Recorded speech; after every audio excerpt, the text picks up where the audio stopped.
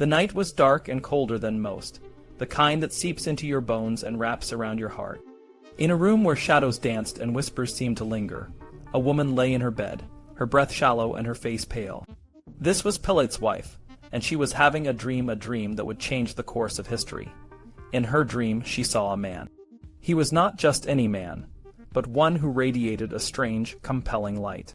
His name was Jesus, and he was about to be crucified. But the dream was more than a simple vision of an impending execution. It was a warning, a message sent from the heavens to tell her that this man was innocent, and that his death would bring consequences far beyond what anyone could imagine. Pilate's wife awoke in a cold sweat, her heart pounding. She knew she had to do something.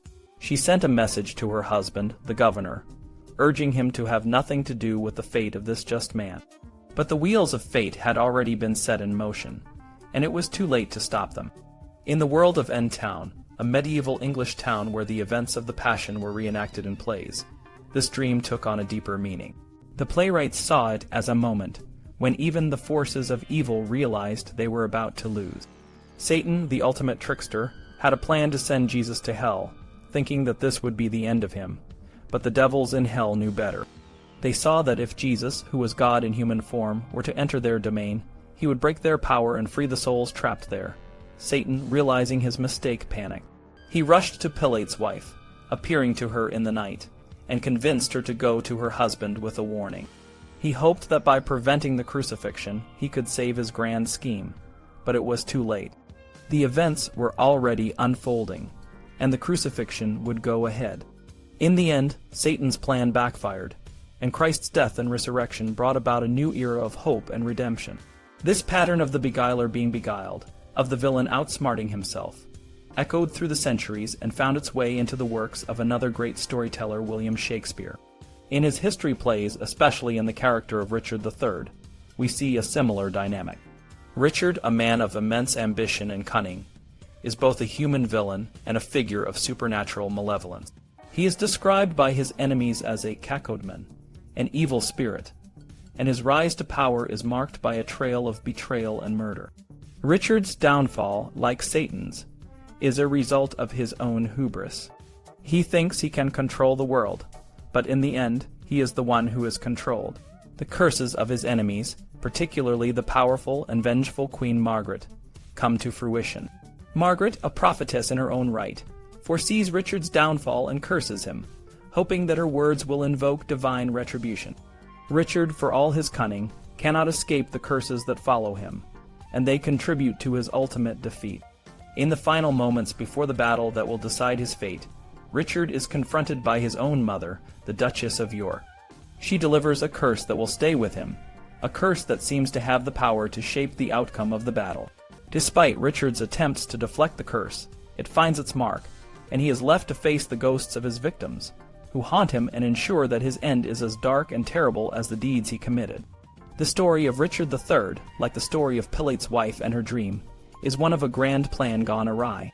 It is a tale of how even the most cunning and powerful can be undone by their own actions, and how the forces of good, though often hidden, will ultimately triumph. Shakespeare's second tetralogy, from Richard II to Henry V, presents a rich tapestry of English history, weaving together the complex threads of political intrigue, personal ambition, and the weight of historical destiny. In these plays, Shakespeare explores the rise and fall of kings, the turmoil of civil war, and the eventual triumph of the English nation under the leadership of Henry V. The plays begin with Richard II, where the young and somewhat ineffectual King Richard II is deposed by Henry Bolingbroke, who becomes Henry IV. This act of usurpation sets the stage for a series of conflicts and moral complexities that play out over the subsequent works. Henry IV, burdened by guilt for his actions, faces numerous challenges, both from within and without his kingdom. The charismatic but wayward Prince Hal, who will become Henry V, is a central figure in 1 Henry IV and 2 Henry IV. His transformation from a dissolute youth, influenced by the roguish Falstaff, to a capable and revered king, is one of the most compelling narratives in the tetralogy. Henry V brings the series to a powerful conclusion. Henry V, now a mature and wise ruler, leads England to victory at the Battle of Agincourt. His prayer before the battle reflects a deep sense of divine providence and the burden of his father's past actions. Despite his triumph, Henry remains humble, acknowledging that the success belongs to God. The play ends with the marriage of Henry to Princess Catherine of France, symbolizing a period of peace and unity. However, the epilogue of Henry V serves as a reminder that history is cyclical. It hints at the future reign of Henry VI, during which England will lose its French territories and plunge into civil war once more. This suggests that the cycle of conflict and recovery is an ongoing process, but it also offers a glimmer of hope. The structure of these plays, with their intricate plotting and moral ambiguity, mirrors the medieval concept of history as a series of episodes guided by a higher providential order. Shakespeare's audience, living in the golden age of Elizabeth I, could see in these plays a reflection of their own nation's journey from turmoil to prosperity.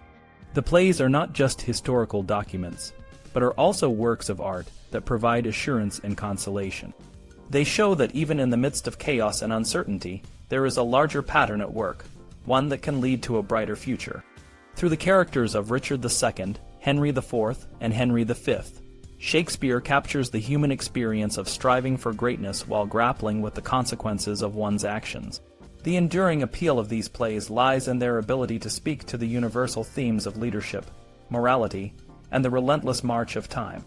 In the end, Shakespeare's tetralogy is a testament to the power of dramatic art to offer both insight and hope, reminding us that even in the darkest of times, there is always the potential for redemption and renewal.